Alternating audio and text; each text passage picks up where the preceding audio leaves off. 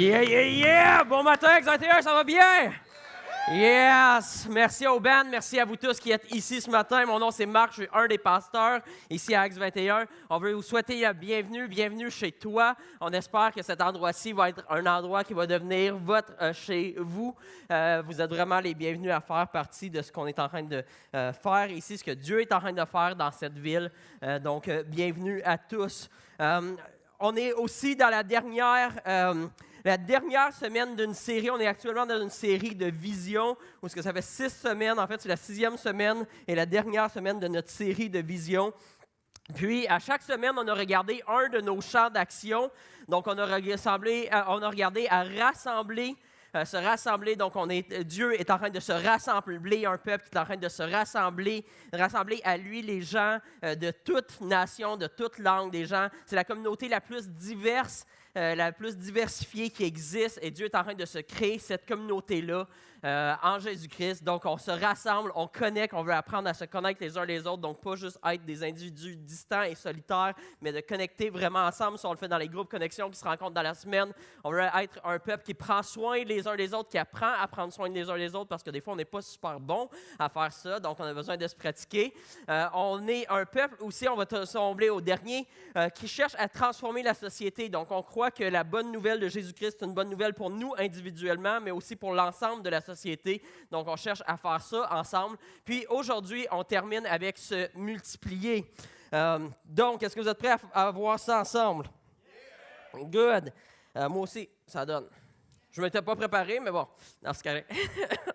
Fait que, pour voir ce qu'on veut vraiment voir se faire multiplier, être multiplié, il fallait justement qu'on regarde aux 4 autres points, de dire, OK, ça, c'est 4 points qu'on veut voir être multipliés dans l'Église ici, dans notre Église, dans la ville et à travers le Québec. Donc, ça, c'est toutes des choses qu'on veut voir être multipliées. Mais ce qu'on veut aussi voir, c'est qu'est-ce que Dieu cherche, lui, à faire multiplier. Parce que si on cherche à faire multiplier ces choses-là, ce n'est pas une fin en soi. C'est vraiment à cause que Dieu, lui, a un désir de multiplier quelque chose. Puis pour savoir c'est quoi cette chose-là, on doit se plonger dans la Bible. Ici, à X21, on aime la Bible. On croit que la Bible a vraiment des choses pertinentes à dire encore aujourd'hui au 21e siècle. Puis, on va se plonger là-dedans. Donc, au début de la Bible se trouve le livre de la Genèse. Puis, dans la Genèse, on voit que Dieu crée des êtres à son image, des êtres humains à sa ressemblance. Puis, il leur donne le mandat de se multiplier. Il dit « Multipliez-vous et remplissez la terre ». Donc, l'intention de Dieu, c'est de remplir la terre d'êtres humains à son image, d'êtres humains qui aiment comme lui aime, qui partagent comme lui partage, qui sont généreux comme lui est généreux, etc. Donc, Dieu veut remplir la terre d'êtres qui lui ressemblent. Des êtres qui reconnaissent Dieu comme étant la source de la vie, qui reconnaissent Dieu comme étant la source de l'amour, qui reconnaissent Dieu comme étant la source de la justice, comme celui qui établit le barème de ce qui est le bien et le mal. La Bible nous dit que c'est à Dieu que revient la responsabilité d'établir la moralité. Mais ce qu'on voit, juste 3 chapitres dans la Bible, le 3e chapitre de la Bible, on voit que l'être humain, lui, n'aime pas l'idée que c'est Dieu qui établit les règles. Il n'aime pas l'idée que c'est Dieu qui décide c'est quoi qui est bien et mal, parce que l'être humain a en lui-même des pulsions qui vont dans le sens contraire de ce que Dieu dit être bien. Donc, l'être humain décide de vouloir être son propre Dieu. De dire non, moi, je ne veux pas que Dieu décide c'est quoi le bien et le mal. Je veux moi-même décider ça. Je veux être mon propre maître, diriger ma propre vie. Mais ce qui arrive, c'est que Dieu l'avertit que cette idée-là de diriger, d'être son propre barème, son propre standard de moralité, il l'avertit que ça va finir par courir à sa perte. Puis malheureusement, c'est ce qu'on voit aujourd'hui en 2017. 7,5 milliards d'êtres humains qui font à leur tête, qui cherchent eux-mêmes. Même quand on regarde le Québec, tout le monde est en train de vouloir dire c'est ça qui est bien, non, c'est ça. Tout le monde essaie d'établir c'est quoi la justice, c'est quoi le bien et le mal. Mais Dieu dit que ça n'a jamais été la responsabilité de l'homme, de l'être humain d'établir ces choses-là, mais que c'est quelque chose que lui, dans la création, a établi et qui a mis même notre conscience et a donné à l'être humain la conscience pour savoir c'est quoi ces choses-là, mais que ce n'est pas à nous d'établir cet ordre-là. Donc, qu'est-ce qui arrive, c'est que le chaos qu'on vit actuellement dans le monde se produit, puis dans l'histoire, Dieu décide d'intervenir. Donc, à un moment donné, Dieu décide de lui-même venir sur la terre, en la personne de Jésus-Christ. Puis lui, il vient nous montrer à quoi ça ressemble une vie qui est vécue parfaitement en unité avec les lois de Dieu, parfaitement un avec Dieu, parfaitement en harmonie avec Dieu, avec la création, selon les standards de Dieu et non selon les standards humains qui sont changeants. Puis ensuite, Jésus-Christ meurt sur la croix, puis il dit qu'il fait ça parce qu'il veut payer le prix que l'être humain devrait payer. Il dit que l'être humain devrait payer pour le mal qu'ils ont fait. Il devrait payer pour le chaos qui existe dans le monde. Mais il dit, moi, je vais venir, je vais l'absorber, ce mal-là, sur moi-même. Je vais en prendre la responsabilité, je vais prendre ça sur mes épaules. Puis, il est mort, il est crucifié, il est enterré dans la tombe. Puis ensuite, il ressuscite. Puis, son objectif, c'est de donner à l'être humain une nouvelle chance. Il veut donner à l'être humain l'opportunité de choisir de se remettre en dessous de l'autorité de Dieu. Il dit, vous avez choisi de tout faire à votre tête, de vouloir vous-même être votre propre maître, établir votre propre standard de ce qui est bien et mal. Moi, je suis prête à payer le péché, je suis prête à payer le mal que vous avez fait, mais je vous invite à vous replacer sous l'autorité de Dieu, de vous replacer à comprendre que Dieu, c'est celui qui est la source de la vie, la source de l'amour, la source de la justice, puis celui qui établit le barème de la moralité, puis du bien et du mal. Donc, il nous invite à le suivre. Dans le Nouveau Testament, il utilise le mot de disciple. Il dit qu'il nous invite à devenir ses disciples, à suivre sa voie, de la même manière que lui a suivi les lois de Dieu, a suivi le barème de Dieu. Il nous invite à nous faire la même chose. Donc, ultimement, c'est ce qu'on cherche à multiplier à Acts 21. À Acts 21, on cherche à multiplier des êtres humains qui vont reconnaître que Dieu est Dieu, qu'eux-mêmes ne sont pas Dieu, qui vont reconnaître que c'est Dieu qui est la source de l'amour, qui est la source de la vie, c'est lui qui est la source de la justice, puis ils vont choisir de replacer leur vie sous l'autorité de Dieu. De dire, moi, je veux suivre selon les voies de Dieu et non selon les voies de Marc Pilon ou de n'importe qui d'autre. Donc, c'est ce qu'on cherche à multiplier à Acts 21, des disciples, des hommes et des femmes qui reconnaissent Dieu le Père, le Fils et le Saint-Esprit comme étant la source de vie, d'amour, de justice. Donc, nos champs d'action, de se rassembler, connecter, prendre soin, transformer la société, ils existent dans le but. En fait, si on prend les 3 premiers, se rassembler, connecter, prendre soin, eux existent dans le but qu'on puisse former des disciples, qu'on puisse multiplier des êtres humains qui vivent à la lumière de ce que Dieu dit. Puis, on veut les voir être multipliés pour avoir une transformation de société, puis que tout le monde s'avère être gagnant dans cette histoire-là. Parce que Dieu a vraiment un plan pour faire toutes choses nouvelles. Il nous dit qu'il va bâtir un monde avec ceux qui croient en lui, où il va rétablir toutes choses, où il va se débarrasser de tout mal, de toute souffrance. Puis, il nous invite à faire partie des gens qui vont construire ce monde-là avec lui. Mais avant de me lancer directement tout dans la question de multiplication, il y en a qui ont peut-être vu de quoi passer sur Facebook cette semaine, puis dans les médias et tout ça. Puis comme j'ai mentionné sur Facebook, c'est un sujet d'actualité que je crois que c'est important pour nous, une Église qui se dit axée sur le 21e siècle, c'est important pour nous d'adresser la chose. C'est-à-dire, qu'est-ce que Dieu a à nous dire? Qu'est-ce qu'on peut apprendre de ce qui est en train de se passer dans la société partout dans le monde, mais particulièrement ici au Québec? Puis, selon moi, quand on va regarder cette tranche d'actualité-là, on va se rendre compte que ce n'est pas si loin, ce n'est pas un sujet qui est si loin du sujet qu'on veut parler de se multiplier. Donc, comme la majorité des Québécois puis des Québécoises, j'ai cette semaine été moi-même choqué puis attristé par la nouvelle de l'affaire Salvaille. Donc, j'imagine que beaucoup d'entre vous avez entendu qu'est-ce qui s'est passé avec Éric Salvaille. La première chose que je veux dire, c'est que mon but, ce n'est pas de parler spécifiquement juste d'Éric Salvaille. Je pense que Éric Salvaille, ce qui s'est produit avec lui, ça démontre un beaucoup plus grand problème de société. Donc, on va parler de lui, mais on sait après ça, il y en a eu d'autres, Gilbert Rozon, puis d'autres qui ont été dénoncés aussi. Donc, pour ceux qui ne sont pas au courant, Éric Salvaille, c'est un animateur télé, radio aussi, producteur de plusieurs émissions, qui a été dénoncé par plusieurs personnes pour avoir eu des comportements sexuels déplacés à l'égard de certaines des personnes qui travaillaient pour lui ou de son entourage. Puis comme je dis, puisqu'on est une Église qui cherche à adresser les problèmes de société, qui cherche à adresser c'est quoi les réalités d'aujourd'hui au 21e siècle, on pense que c'est important pour nous de se poser la question, qu'est-ce que la Bible nous enseigne sur nous-mêmes, sur l'être humain, sur notre besoin de Dieu, sur comment on doit réagir au milieu de cette situation-là qui est d'actualité. Cette situation-là d'Éric Salvaille, de Gilbert Rozon, de d'autres, du mouvement MeToo, ou moi aussi. Donc, moi aussi, j'ai été victime d'agressions ou de choses déplacées, etc., qui est virale présentement. Puis, je sais que c'est un sujet délicat en même temps. La réalité, c'est qu'il n'y a personne qui peut commenter cette affaire-là de façon parfaite. Donc, c'est la même chose avec moi. C'est impossible que je commente cette chose-là de façon parfaite ce matin.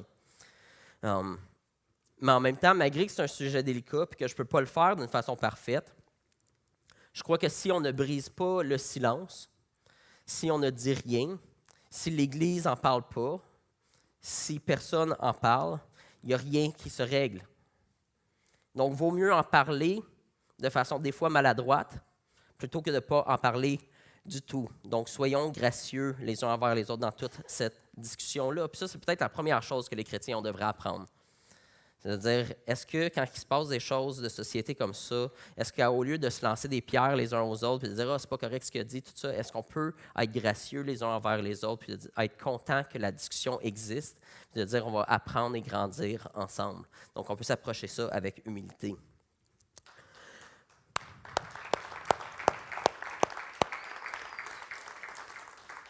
Parce que quand on ne le fait pas, on n'adresse pas la chose avec humilité, puis on se met à se pitcher des pierres les uns aux autres, que ça fait, c'est que ça donne le goût à tout le monde de se taire encore. Donc ça ne va rien arranger. Donc la première réaction, je crois aussi, ou la seconde qu'on devrait avoir, c'est qu'on doit encourager ce mouvement-là à continuer.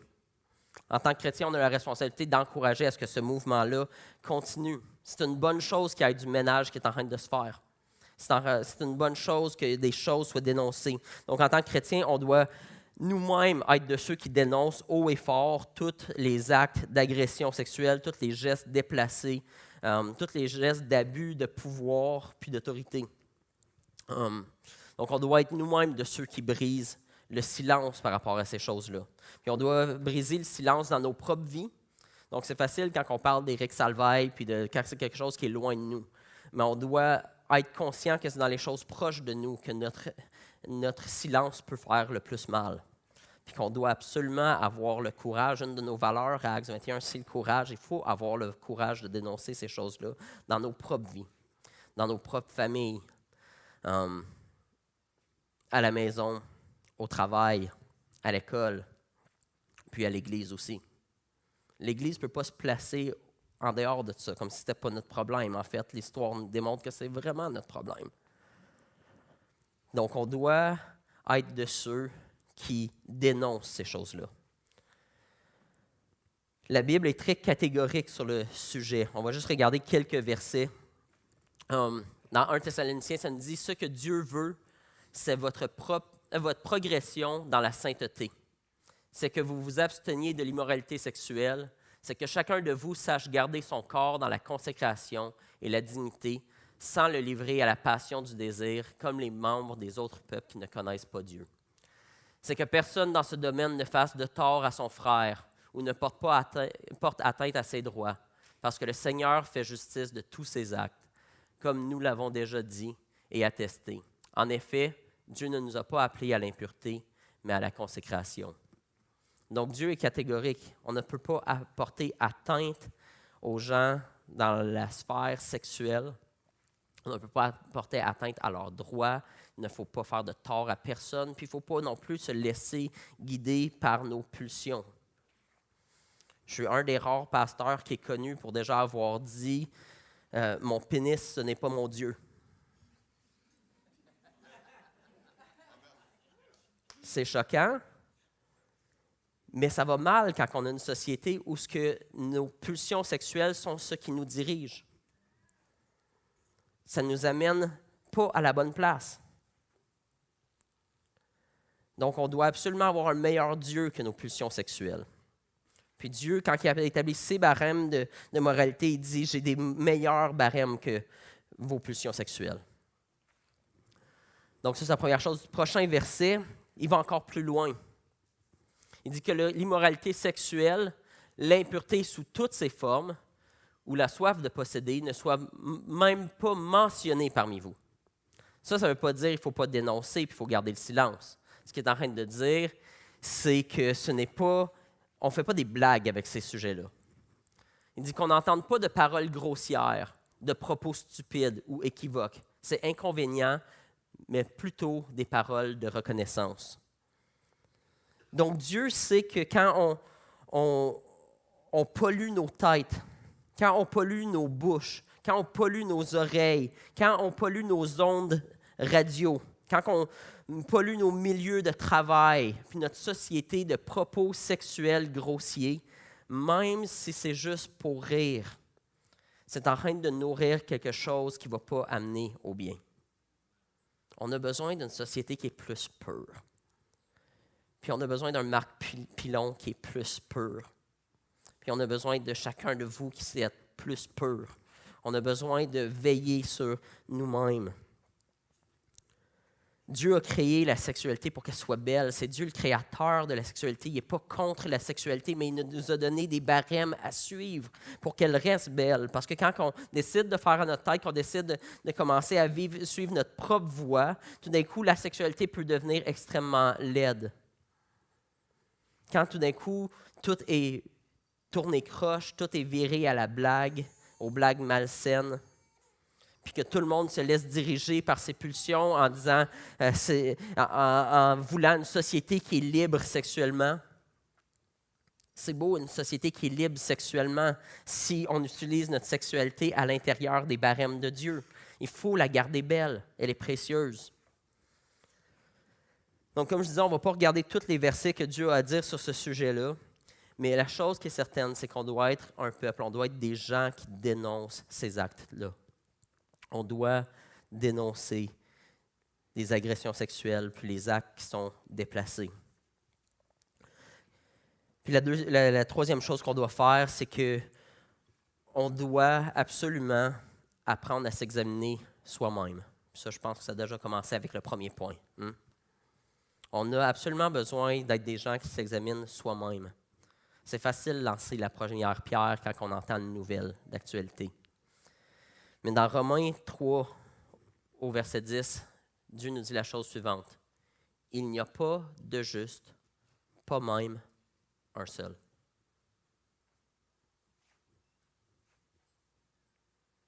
Il n'y a pas de juste, pas même un seul. Il n'y a pas un seul être humain qui peut dire « Moi, je suis pur de ces choses-là. Moi, je n'ai jamais rien pensé de mal. Je n'ai jamais rien dit de croche. Je n'ai jamais eu d'idées ou de pensées qui étaient perverses. » Ou peut-être que c'est d'autres péchés qui vous guettent aussi. Donc, il n'y a pas de juste, pas même un seul. Donc, soyons très lents à lancer la première pierre quand on entend ces nouvelles-là. Soyons rapides à dénoncer l'acte, à dire cet acte-là est abominable, mais soyons très lents à lancer une pierre envers la personne qui l'a commis. Marc, au chapitre 7, nous dit la chose suivante. Ça dit « Car c'est du dedans ». C'est Jésus qui parle. Il dit « C'est du dedans, du cœur de l'homme que viennent les mauvaises pensées, qui le poussent à vivre dans l'immoralité, à voler, tuer, commettre l'adultère, vouloir ce qui est aux autres, agir méchamment, tromper, vivre dans le désordre, être jaloux, dire du mal des autres. » Est-ce que ça vous est déjà arrivé de dire du mal des autres? Il n'y a pas de juste, Pas même un seul. Être orgueilleux, être insensé. Toutes ces mauvaises choses sortent du dedans de l'homme et le rendent impur. Bref, veillons sur nous-mêmes. Parce qu'il n'y a personne de parfaitement juste. On n'est pas à l'abri de notre propre cœur. Tantôt, je disais que Dieu nous a créés à l'image de Dieu, à sa ressemblance. Donc, qu'est-ce qui s'est passé? Pourquoi est-ce que l'être humain est capable du meilleur? Pourquoi est-ce que l'être humain est précieux, il a de la valeur, il est capable de faire beaucoup de bien? C'est encore ce même problème-là, c'est qu'on ne veut pas se soumettre à Dieu, on ne veut pas dire que c'est lui qui établit le barème de la moralité. On veut établir notre propre barème de la moralité. Donc, on était en résistance à Dieu. Puis on préfère obéir à nos pulsions charnelles, à ce que nous, on a le goût de faire. Donc, des fois, on a même des standards de moralité qui sont différents pour les autres que pour nous-mêmes. On dit « Ah non, c'est mal de mentir. » Mais là, si moi, je suis dans une situation où ce serait préférable de mentir, tout d'un coup, c'est correct. Il y a juste Dieu qui ne change pas. Dieu établit son barème de moralité, puis il le respecte. Puis c'est un bon barème. Même quand nous, on ne comprend pas pourquoi que c'est bon, il faut faire confiance que c'est bon, puis chercher à comprendre Dieu, pas chercher à juste fermer la porte et dire « Non, je ne veux pas savoir ce qu'il y a à dire ». Il faut chercher à savoir pourquoi est-ce qu'il pense que c'est mal, pourquoi est-ce qu'il dit que c'est mal. Puis est-ce que c'est lui qui est Dieu ou est-ce que c'est moi qui est Dieu? Donc, quand on ne se soumet pas à Dieu et qu'on décide à faire à notre tête, ça peut nous mener au pire. La Bible dit que ça nous amène à la mort. Puis la mort, c'est tout le temps la notion de séparation. Il dit, quand que tu agis mal, quand tu n'agis pas selon le standard de Dieu, ça crée toujours de la séparation. Ça crée de la séparation entre toi et la personne qui a fait le mal. Dans le cas qu'on a vu cette semaine avec Éric Salvaille, il ne voyait pas que ces écarts de conduite étaient pour mener à la mort, qui étaient pour mener à la séparation. Il ne se rendait pas compte que d'être son propre standard de moralité, de jouer par ses propres règles, il ne se rendait pas compte que c'était pour l'amener à la séparation. Mais Dieu dit que ça l'arrive toujours, peu importe si on le voit venir ou pas. Donc, Éric Salvaille, probablement, ne le voyait pas venir. Souvent, c'est ça avec nos péchés. Avec les choses qu'on fait de mal, c'est que ceux qu'on accepte dans notre vie, certains comportements qu'on banalise, on ne pense pas vraiment qu'ils vont finir par nous détruire. Mais comme je le disais dans le cas d'Éric Salvaille, dans une seule journée, perd toutes ses émissions, perd sa carrière, sa réputation, sa popularité, sa liberté. Ça le sépare de la société, ça crée une séparation entre lui et les autres. Le péché mène toujours à la mort. Donc, avant toute chose, on doit s'auto-examiner. Est-ce que j'ai moi-même dans ma vie des choses secrètes? Est-ce que tu as toi-même des secrets dans ta vie que tu voudrais que personne sache? Des choses cachées. Est-ce que tu as toi-même des péchés que tu aimes? Des petits péchés mignons, comme on dit au Québec. Il n'y a pas de péchés qui sont mignons. Ils mènent tous à la mort. Est-ce qu'il y a des choses que j'excuse? Je sais que ce n'est pas vraiment bien, mais je l'excuse, je le banalise, je tolère, j'essaie de le gérer au lieu de le supprimer. Si oui, sache que tout finit par se faire connaître. Tout finit par être mis à la lumière. Même si c'est un simple petit désir de séduction en dedans de toi. Même si c'est un petit désir de perversité en dedans de toi. Tantôt, il parlait de l'amour, de l'argent. Même si c'est un petit désir d'être attaché aux choses matérielles en dedans de toi.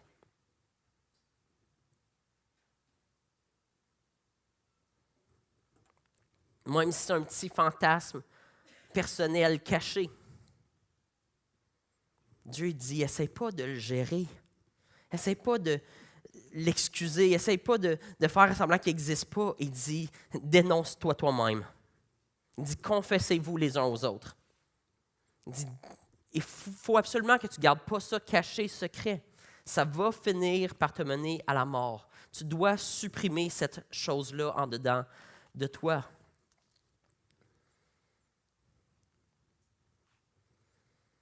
Puis des fois, on dit, ouais, mais j'ai essayé, puis ça ne fonctionne pas. Puis c'est vrai que souvent, ça ne fonctionne pas. Souvent, ça ne fonctionne pas, à cause qu'on ne l'a pas confessé, on ne l'a pas dit aux autres, on essaie de le garder secret, puis on essaie de le gérer nous-mêmes. Puis deuxièmement, parce que Dieu, il dit qu'il y a juste Jésus-Christ qui peut vraiment faire la différence, puis faire un vrai ménage dans notre cœur. Donc, tous nos péchés finissent par mener à la mort. Mais vous savez quoi? Ça, c'est une grâce de Dieu. Ce que Dieu est en train de dire, c'est que Dieu ne va pas toujours tolérer qu'on continue à se faire du mal les uns aux autres.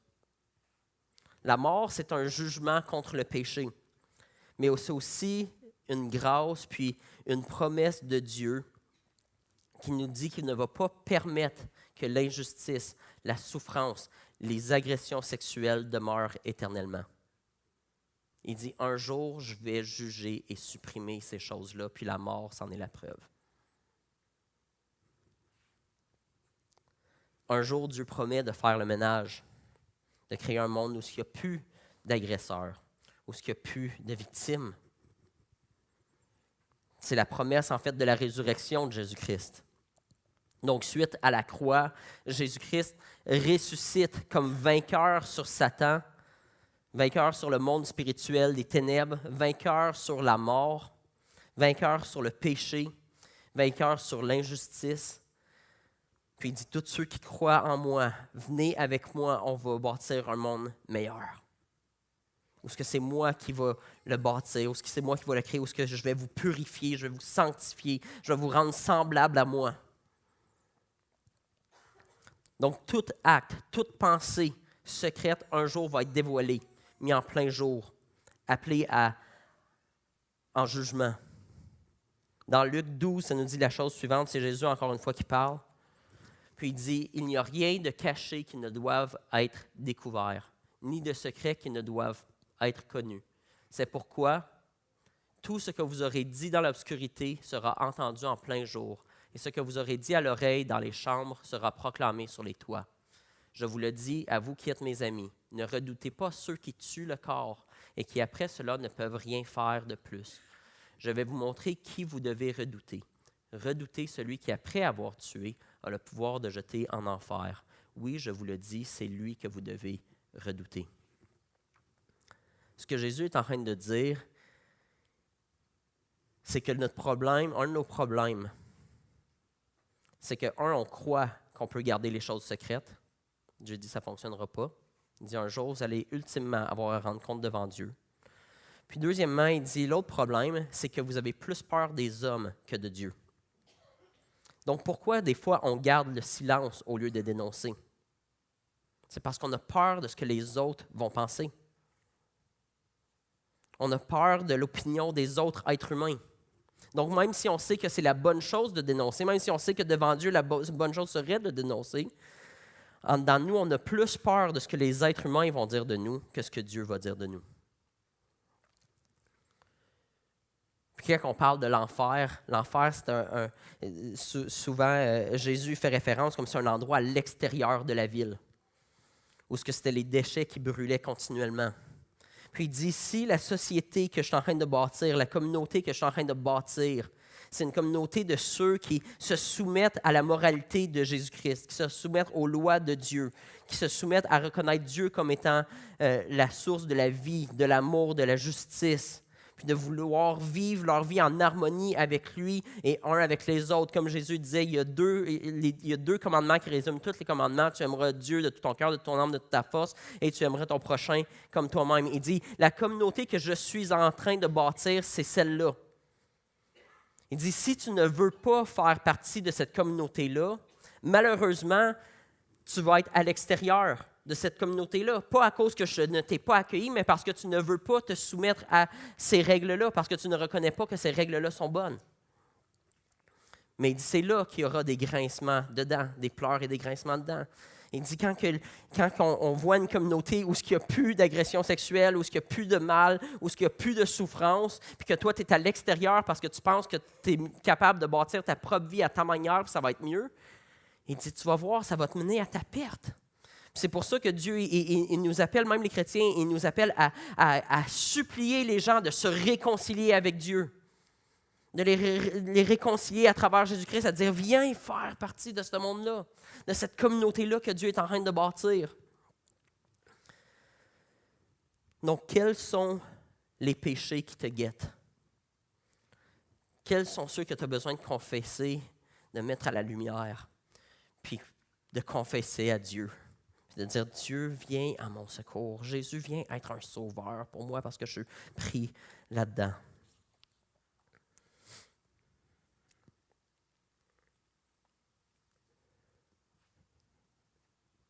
La meilleure chose qui peut sortir de tout ce mouvement-là, de moi aussi, MeToo et toutes ces choses-là, c'est si chaque être humain commence à prendre un peu plus conscience de ce qui se passe réellement dans son cœur, puis qu'il décide de ne pas rester là, mais de s'en détourner, de commencer à faire du ménage à son propre cœur, de demander à Dieu de faire du ménage à son cœur. Parce que le but de tout ce mouvement-là, c'est qu'il y ait moins de victimes. Le but, ce n'est pas de faire pitié en disant « Ah, me too », ces choses-là. Le but, ce n'est pas de faire planter la vie de quelqu'un d'autre. Le but, c'est de le mettre à la lumière pour dire « Est-ce qu'on peut arrêter? Est-ce qu'on pourrait avoir un monde où ça n'existe plus, s'il vous plaît? Est-ce qu'il peut y avoir moins de victimes? » Donc, on a besoin de chacun se regarder soi-même. Le prochain point, c'est comment est-ce qu'on devrait agir en tant qu'individu puis que société envers les victimes. Je crois que Dieu nous appelle à pleurer avec eux. La Bible nous dit de pleurer avec ceux qui pleurent. Il y a des gens qui sont réellement brisés et blessés à travers tout ça. Puis la Bible nous appelle aussi à porter les fardeaux les uns des autres. Donc quand quelqu'un souffre, ce n'est pas juste son fardeau, c'est la souffrance de tous. Puis c'est atroce que certains ont vécu. Ça affecte toute leur vie, pour le restant de leur vie. Mais Dieu nous dit qu'il n'est pas un Dieu qui est loin. Il n'est pas un Dieu qui est distant. Il dit qu'il est un Dieu qui est près de ceux qui ont le cœur brisé. Donc, ça se peut que tu es ici ce matin et tu dis, moi, je suis une de ces personnes-là. Me too. Moi aussi, j'ai été brisé. Puis Dieu dit, je ne suis pas loin de toi. Je suis près de ceux qui ont le cœur brisé. Je ne suis pas indifférent à ta souffrance. C'est même pour ça que j'ai donné mon propre Fils Jésus-Christ pour venir te donner une nouvelle vie, un nouveau départ. C'est pour ça que j'ai envoyé mon Fils Jésus-Christ pour régler le problème.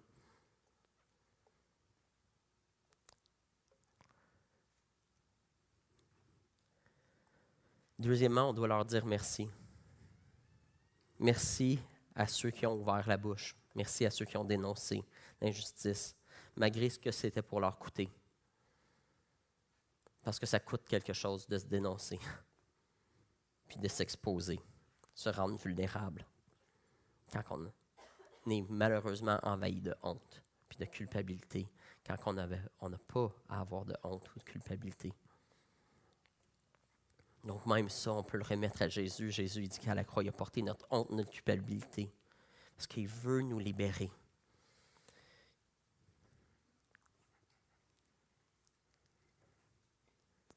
Troisièmement, on doit leur offrir de l'aide puis du soutien dans ce processus-là de guérison. Parce qu'un processus de guérison, ça peut être très long. Ça peut revenir 20, 40 ans plus tard, encore des séquelles, encore des besoins de guérison. Particulièrement qu'une vraie guérison, qu'on le veuille ou non, ça requiert un pardon. Donc, comment est-ce que tu fais pour pardonner à ton agresseur?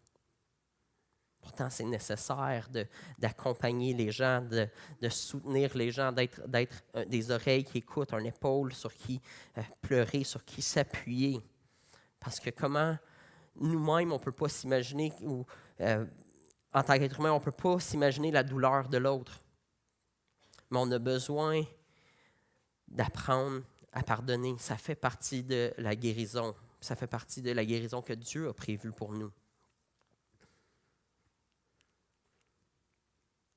Donc, si vous êtes ici ce matin et vous êtes dans une situation où vous dites « Moi, j'ai besoin d'aide. Moi, j'ai besoin d'aide pour guérir de ce que j'ai vécu. » S'il vous plaît, gardez pas ça secret. Souffrez pas en silence. On veut être une Église qui prend soin les uns des autres. Ça ne veut pas dire de le dire à tout le monde, évidemment.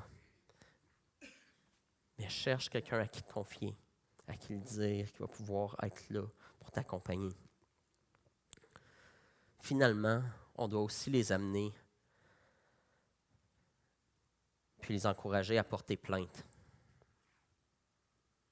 Porter des plaintes criminelles s'il y a lieu.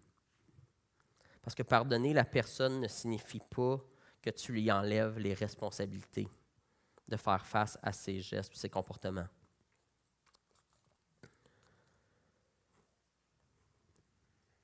Puis je veux dire une chose de plus. Quand je dis de dénoncer puis de dire si vous avez été victime, de ne pas garder ça secret, de ne pas rester seul là-dedans. Je veux vous dire, même si c'est ici à Acts 21 que vous avez été victime d'agression sexuelle ou de gestes déplacés, premièrement, ça nous briserait le cœur. Mais dénoncez-le pareil. Dénoncez-le. On n'en a rien à faire du nom Acts 21, puis qu'est-ce que le monde peut penser. Dieu veut bâtir une communauté où ces choses-là n'existent pas. Puis si vous avez déjà dénoncé des choses, ou partagé à des leaders, ou incluant moi, des choses qui se sont produites, puis que vous trouvez qu'on a mal géré la situation, je vous invite à revenir nous voir. Parce qu'il faut absolument qu'on travaille ensemble pour s'améliorer, puis de rectifier le tir. Je ne veux pas qu'on pense qu'à cause qu'on parle d'Éric Salvaille à Acts 21, c'est à cause que Acts 21 se croit au-dessus d'Éric Salvaille. Il n'y a pas de juste, pas même un seul. On a tous besoin de la grâce de Dieu. Donc, qu'est-ce qu'on doit faire envers les agresseurs, envers ces gens-là qui ont causé le tort? Parce que là, on a parlé de ce qu'on doit faire envers les victimes. Je crois qu'on doit leur demander de faire face à leurs gestes, de reconnaître publiquement le mal qu'ils ont fait, puis de demander pardon aux victimes, puis à la société pour le mal qu'ils ont causé. Deuxièmement, on doit leur demander de faire face à la justice, puis de remplir pleinement ce que la justice leur impose pour leurs crimes.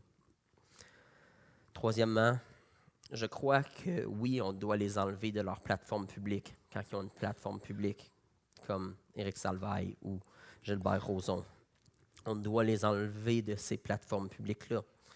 Ou comme des pasteurs, des dirigeants d'église qui commettent des actes de même. Il faut absolument, absolument de grâce les enlever de leur plateforme.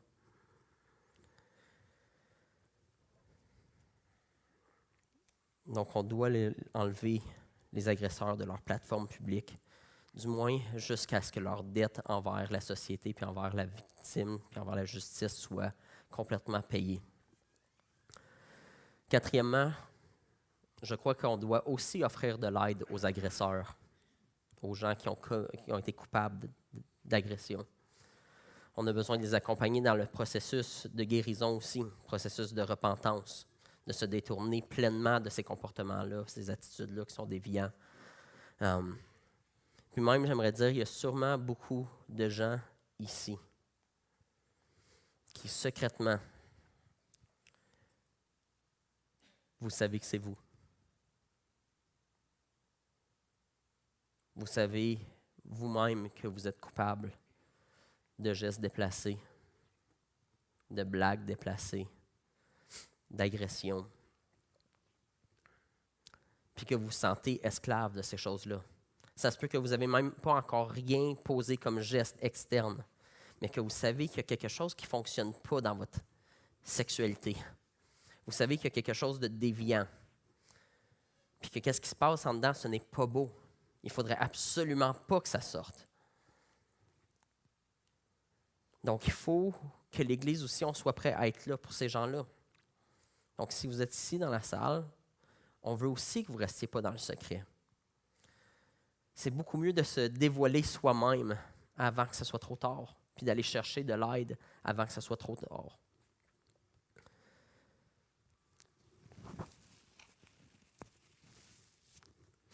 Puis finalement, on doit leur étendre la grâce. On doit leur étendre le pardon. Pour ceux qui se repentent, qui disent « Aïe, je sais que c'est pas bien ce qui se passe en dedans de moi, c'est pas bien des choses que j'ai posées comme gestes, mais je ne peux pas continuer ma vie à être prisonnier de ça, esclave de ça. Il faut qu'on soit prêt à être gracieux avec eux, puis les accompagner dans ce processus-là de repentance en sachant que Jésus-Christ a dit qu'il était mort pour les malades. Il dit, je suis venu pour les malades, pas pour ceux qui pensent que tout va bien, puis non, moi, j'ai rien de mal. Il dit, non, moi, je suis venu pour ceux qui reconnaissent qu'ils ont un problème. Donc, que les gens puissent reconnaître que Dieu veut leur donner un nouveau départ. Si dans ta vie, jusqu'à présent, tu as été esclave de ça, sache que Dieu veut te délivrer de ça, puis veut te donner un nouveau départ, puis que tu n'as pas à être dans la culpabilité puis la honte, mais tu veux dire, non, je veux commencer une vie nouvelle avec Dieu. Je ne veux plus que ces choses-là fassent partie de ma vie. Je veux supprimer ces choses-là avant qu'elles me suppriment, puis avant qu'elles fassent du tort aux autres autour de moi. Donc, c'est ça le message de l'Évangile. La bonne nouvelle de Jésus-Christ. L'Évangile, ça veut dire la bonne nouvelle. C'est un message où on ne peut pas lancer la première pierre parce qu'on est nous-mêmes coupables. C'est un message où on ne peut pas non plus banaliser le mal parce que le mal est réel, puis Dieu déteste le mal. Donc, c'est un message qui condamne le mal, qui exige que justice soit rendue, puis ça, c'est une bonne nouvelle. C'est un message où on s'aime et on s'aide les uns les autres dans la souffrance puis dans l'injustice, où on n'est pas seul dans nos souffrances. C'est un message où Dieu nous appelle à la repentance, nous appelle à se détourner du mal. C'est un message où, à travers Jésus-Christ, il nous accorde son pardon, il nous purifie de nos péchés, nous fait grâce, nous relève, nous donne un nouveau départ pour être transformés à sa ressemblance.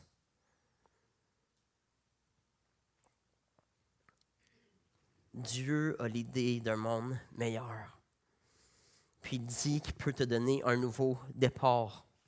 Peu importe, même si ça fait 40 ans que tu te dis chrétien, mais que tu sais que ça fait 40 ans aussi qu'il y a des choses qui sont extrêmement laides qui se passent à l'intérieur de toi. S'il te plaît, cherche de l'aide, dis-le. Puis sache que Dieu a un meilleur plan pour ta vie que ça. Il ne veut pas que tu restes prisonnier et esclave de ça.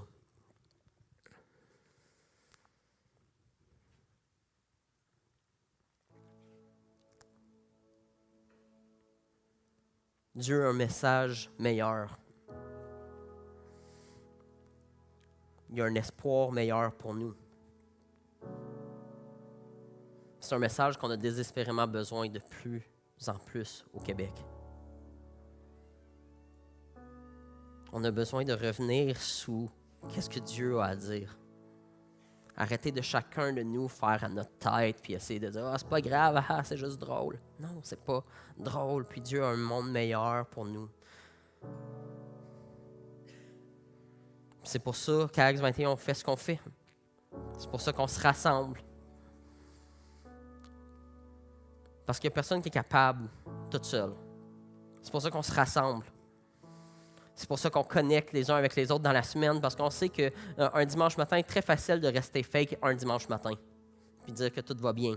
Mais quand on se voit dans la semaine, quand on commence à faire partie de la vie des uns des autres, tout d'un coup, c'est beaucoup plus difficile de faire semblant. Mais ce que Dieu veut, c'est une transformation qui est réelle, qui est profonde en nous. C'est pour ça qu'on veut apprendre à prendre soin les uns des autres. C'est pour ça qu'on veut voir tout ça aussi se multiplier.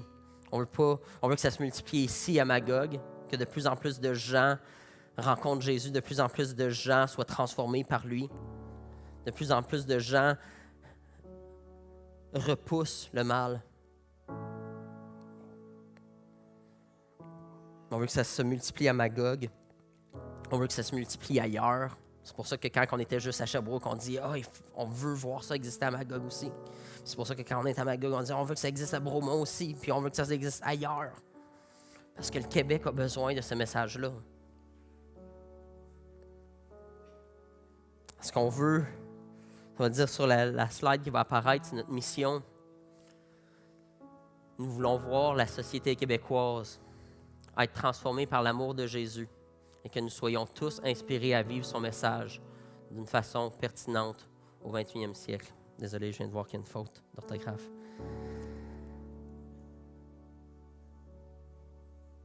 Donc, c'est pour ça qu'on veut voir ces choses-là se multiplier. On ne veut pas voir les rassemblements se multiplier puis avoir plus de gens à Acts 21 parce que ça gonfle notre ego. Puis, waouh, on a une grosse église, puis on a gros du monde. Tout ça, non, on n'a rien à faire de ça. Mais si on peut voir dans le monde plus de gens qui ressemblent à Jésus-Christ, puis qui cherchent à aimer Dieu de tout leur cœur, puis de s'aimer les uns les autres, ça, on veut le voir. Puis on veut être prêt à se battre pour voir ça.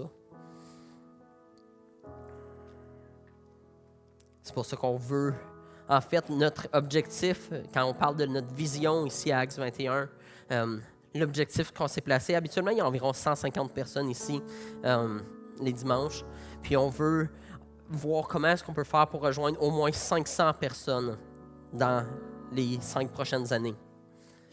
Voir comment est-ce qu'on peut faire pour rejoindre plus de gens. Puis si vous faites un peu le calcul, vous vous rendez compte qu'on ne peut pas fitter 500 personnes dans cette salle-ci. Ça veut dire qu'il va falloir faire plus de rencontres. Donc, on veut multiplier le nombre de rencontres pour multiplier le nombre de gens qui peuvent bénéficier de ces rassemblements-là.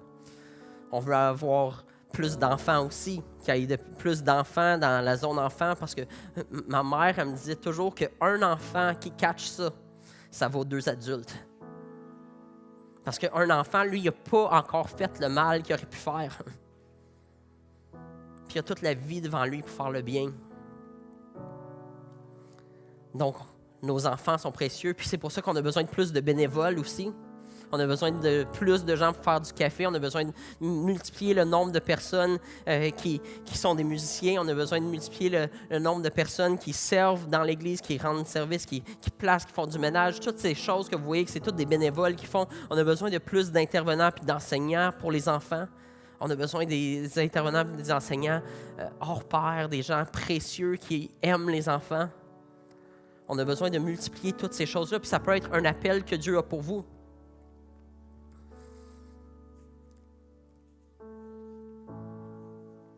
On veut aussi multiplier le nombre de groupes connexion. Donc, présentement, on a environ 5 groupes connexion à Magog. On veut voir ça passer à 20. Puis ça veut dire qu'on va avoir besoin de former 40 nouveaux leaders puis 40 co-leaders pour les groupes connexion. Donc, peut-être que Dieu est en train de vous appeler à rehausser votre jeu d'un cran. C'est-à-dire, peut-être qu'il faut que je prenne du leadership. Peut-être qu'il faut que je participe à amener puis influencer les gens dans cette direction-là.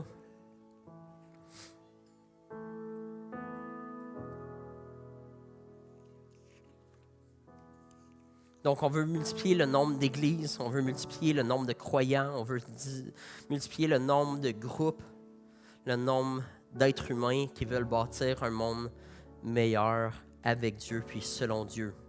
On veut multiplier le nombre d'œuvres de bienfaisance dans cette ville. On veut multiplier le bien, on veut multiplier la justice, on veut multiplier l'amour dans cette ville, à Magog, à Sherbrooke, en Estrie, au Québec. Donc, on vous invite à joindre. C'est la dernière de notre vision, notre série de visions. Puis on vous invite à joindre cette vision-là, de bâtir un monde meilleur avec Dieu. À multiplier les prières, multiplier les dons, multiplier les efforts, parce que ça prend des gens qui sont prêts à donner le meilleur d'eux-mêmes. Ça prend des gens qui sont remplis de nos 7 valeurs qu'on va réviser rapidement. Des gens remplis de l'Évangile, parce que sans une bonne compréhension de l'Évangile, trop souvent, on peut faire beaucoup plus de tort que de bien. On a besoin de bien comprendre ce message-là. Deuxièmement, on a besoin de gens pleins de valeur. En fait, on a tous de la valeur pour Dieu, mais on veut des gens qui valorisent les choses que Dieu valorise, qui trouvent précieux les autres êtres humains, qui trouvent précieux la création de Dieu. On veut voir des gens qui valorisent les choses que Dieu valorise. On a besoin des gens remplis de courage, parce que ça prend du courage de vivre avec amour. Ça prend du courage de dénoncer le mal. On le voit dans la situation actuelle. Ça prend du courage de dire que tu veux servir Jésus-Christ, puis que tu ne veux pas être le maître de ta propre vie. C'est pas populaire de dire « je ne veux pas être le maître de ma propre vie ». On a besoin des gens qui travaillent avec excellence, parce qu'on sert le plus grand Dieu puis la plus belle cause au monde. Donc, ça vaut la peine de donner le meilleur. On a besoin des gens persévérants, parce que les plus grands changements, les changements les plus importants que ce monde a besoin, dont la lutte contre les agressions sexuelles, sont des causes qui requièrent du temps puis de la persévérance, de la détermination. On a besoin des gens généreux parce que la générosité, ça change les cœurs, ça change celui qui donne, ça change celui qui reçoit, puis ça prend des ressources pour transformer le monde. Donc, on est bien mieux de ne pas être chacun en train de bâtir notre propre petit royaume et de dire ce qui est important dans la vie, c'est ce que moi je peux m'acquérir. Non, ce qui est important dans la vie, c'est de transformer le monde puis d'utiliser les ressources et dons que Dieu nous donne pour transformer les gens autour de nous. On a besoin des gens unis parce que Dieu nous a créés pour être un avec lui. Un les uns avec les autres. C'était la prière de Jésus juste avant d'aller se faire crucifier. Donc, c'est pour ça que Jésus-Christ est mort, pour créer ce type de communauté-là, créer un monde meilleur, un monde qu'on veut voir se multiplier pour remplir la terre, comme Dieu avait voulu à la création. Alors oui, que ton règne vienne, que ta volonté soit faite sur terre comme au ciel. Alors, on va prendre un temps maintenant pour répondre à Dieu. On va répondre à Dieu par la prière, qui est de parler à Dieu. On va répondre par la musique, qui est de lui exprimer notre cœur, exprimer notre reconnaissance pour tout ce qu'il a fait, puis tout ce qu'il continue de faire, pour ce qu'il nous fait découvrir, puis ce qu'il est en train de faire dans nos vies. Puis on va répondre aussi par la communion, qui même si elle est sur le côté, c'est vraiment central à tout ce qui se passe ici. Parce que sans la communion, sans ce que Jésus-Christ a fait à la croix puis par sa résurrection, cette communauté ici n'existe pas. Puis la raison que c'est sur le côté, c'est à cause qu'on sait qu'il y a des gens qui sont mal à l'aise puis ont peur d'être mis sur le spot. Donc, ils veulent pas, on ne veut pas que tout le monde voit « OK, lui, il l'a pris, lui, il l'a pas pris », tout ça. On ne veut pas de ces affaires-là. On veut que ça soit quelque chose qu'on puisse vivre sans le regard des autres. Mais en même temps, c'est quelque chose qu'on veut vivre ensemble. Parce que c'est une chose incroyable que Jésus-Christ a donné son corps et son sang pour nous.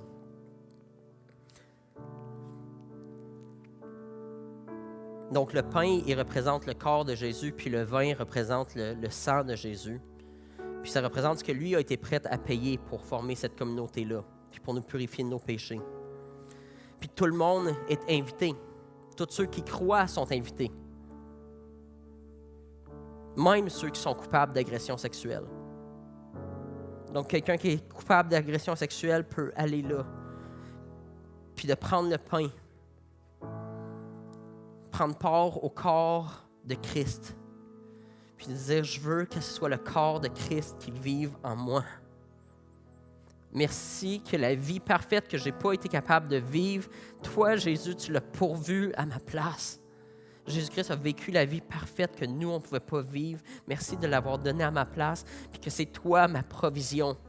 J'avais besoin d'une vie parfaite, puis c'est toi qui me l'as donnée. Puis que la condamnation qu'on mérite, la condamnation qu'un agresseur peut mériter, on prend la coupe en se rendant compte que Jésus-Christ a déjà payé le prix pour nous en versant son sang à la croix. Donc, on reçoit son corps, puis on reçoit son sang. Puis on dit, oui, Jésus vit en moi. Donc, faisons ça avec un cœur humble, avec un cœur de repentance pendant la musique. Vous pouvez faire la file, aller prendre un morceau de pain, une coupe de vin, retourner à votre place, le prendre en remerciant Dieu. Puis en priant pour les victimes d'agressions sexuelles, en priant aussi pour les agresseurs, en priant pour notre Québec, puis en priant que Dieu continue à faire le ménage qu'il est en train de faire dans nos propres cœurs, dans nos propres vies, pour sa gloire.